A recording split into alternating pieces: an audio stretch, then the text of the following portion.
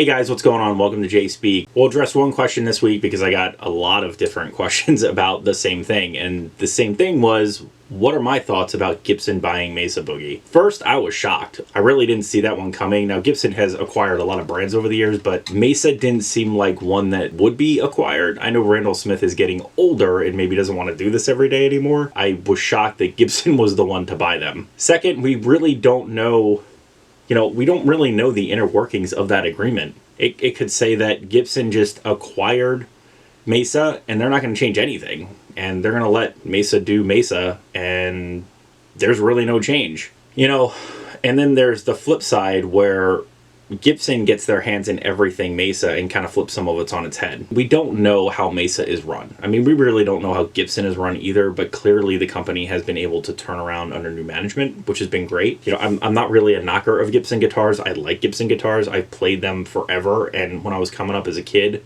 that's what I wanted to play, was Gibson guitars. I don't currently have any newer models, but I've played some of them, both standard and custom shop, and they've been fantastic. They've been better than what I've played the last 4 or 5 years, for sure. When I was coming up, they made great guitars. And Mesa has always been one of those brands that I've always loved too. I have a few of their amps and a couple of their cabs, and I think they're great. And to take two of my favorite brands and put them under the same roof, I think is awesome. We don't know how the contracts work. We don't know who from Mesa will stay on. Who knows? Randall Smith might hang it up. I mean, he's in his mid-70s now, I think, and he could be close to calling it quits and kind of teach someone if he has an apprentice or not. But we could see a lot of positive things come from this. Gibson could learn something from Mesa's QC control. Mesa could learn something from Gibson about doing a budget line of amplifiers. Even the old Gibson amps could make a comeback.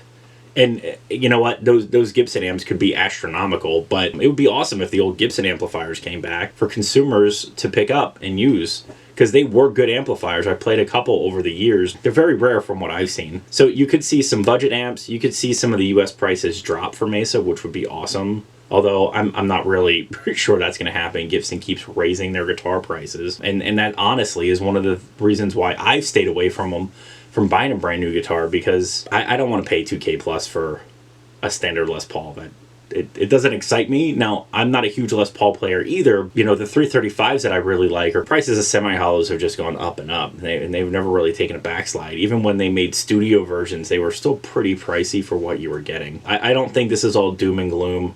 If Gibson comes in and tries to take over Mesa, we could see some issues, but I really don't think that's going to happen. Mesa is a great standalone brand, and they are iconic in their own right. Gibson is an iconic brand. I don't think, other amp manufacturers are going to shun them now because they picked up one of their own, right?